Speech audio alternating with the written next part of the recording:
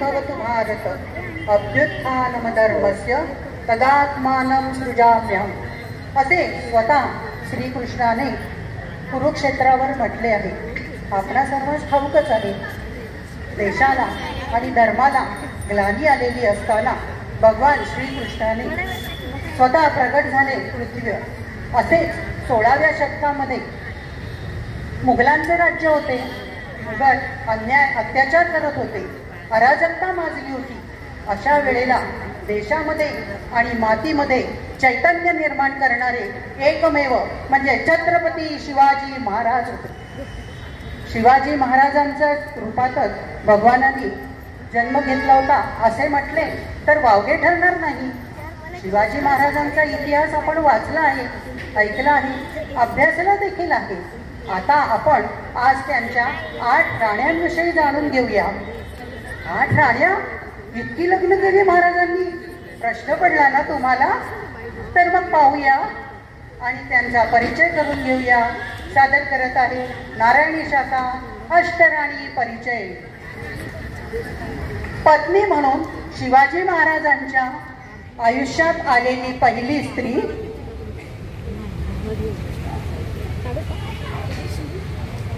नमस्कार, आम्ही सईबाई. आमचा जन्म 1633 मध्ये झाला. आम्ही व महाराज बालपणीचेच मित्र.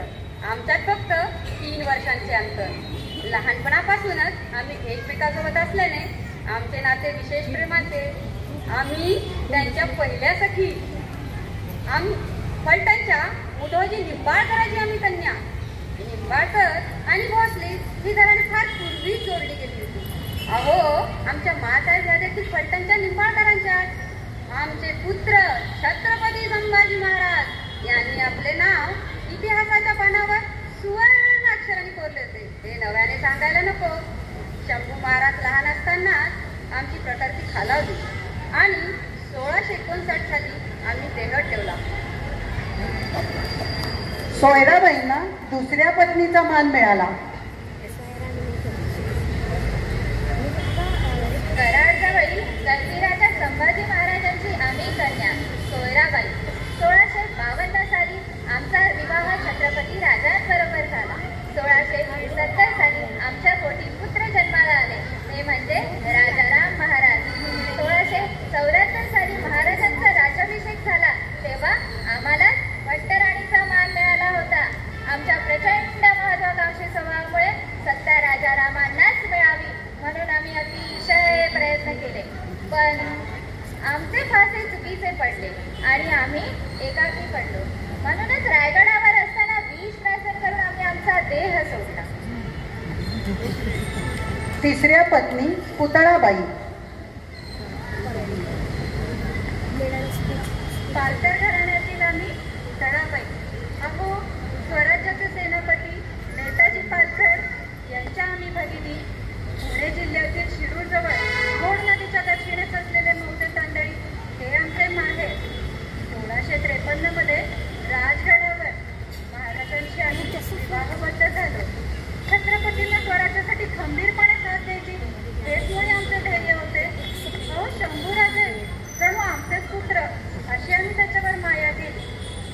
पण महाराजांच्या जाण्यानंतर मात्र जीव नकोसा झाला आणि महाराज गेल्यानंतर 2.5 महिन्यात घेऊन आम्ही देखील आमची जीवनयात्रा संपवली.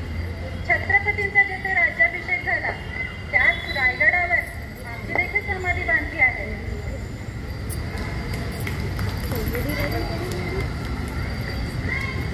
गायकवाड घराण्यातील सकवारबाई.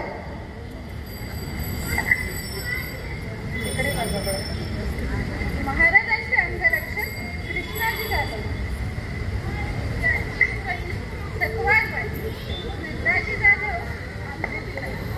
पुणे जिल्ह्यातील हवेली तालुक्यातील अहिरे गावचे आम्ही. 1656 रोजी जिजाऊ मासाहेबांच्या उपस्थितीत आमचा विवाह राजांबरोबर झाला. तेव्हा महाराज आणि संभाजी यांच्या मृत्यूनंतर रायगड मुघलांच्या ताब्यात गेला. तेव्हा महाराणी येसूबाई आणि युवराज शाहू यांच्याबरोबर आम्ही देखील औरंगजेबाच्या कैदेत सापडलो आणि तेथे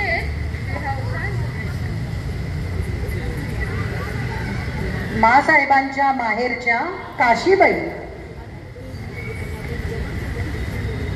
आम्ही काशीबाई. जिजाऊबाई साहेबांच्या माहेरकडील जाधव घराणे आमचे वडील संताजी अस्लोजी जाधव हे स्वराज्याच्या कनकगिरीच्या लढ्यात संभाजीराजांबरोबर असताना शहीद झाले. त्यांची मी कन्या म्हणून जिजाऊंनी मला सून करून घेतले. अफजल खानाच्या वधाच्या वेळी बंधू शंभूसिंह जाधव आणि त्यांचा मुलगा धनाजी महाराजांच्या सदैव बरोबर होते. राजांच्या नंतरही त्यांनी स्वराज्याचा डोलारा सांभाळला. महाराजांच्या राज्याभिषेकाच्या काहीच दिवस अगोदर अगदी अल्पशा आजाराने रायगडावरच आम्ही प्राण सोडले. गुणवंताबाई 6वी पत्नी. आम्ही गुणवंताबाई विदर्भातील इंग्रज देशमुखांचे आमचे घराणे. शिवाजी इंगळे आमचे वडील, काकाजी इंगळे आमचे बंधू महासाहेब समाधीकडे घेऊन आले. आमचे घराणे केसर पासून सब लढायांमध्ये उच्च होते.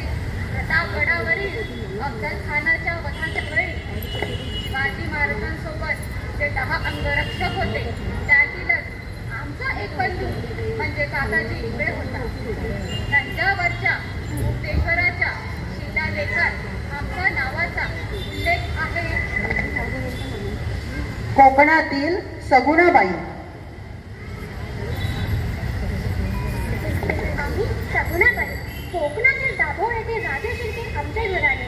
1641 मध्ये महाराजांशी विवाह झाला आणि कन्यारत्न जन्मली. त्यांचे नाव राजकुंवरबाई. त्यांना परत राजे शिर्के घराण्याचे बनोजी शिर्के यांना दिले. बनोजी शिर्के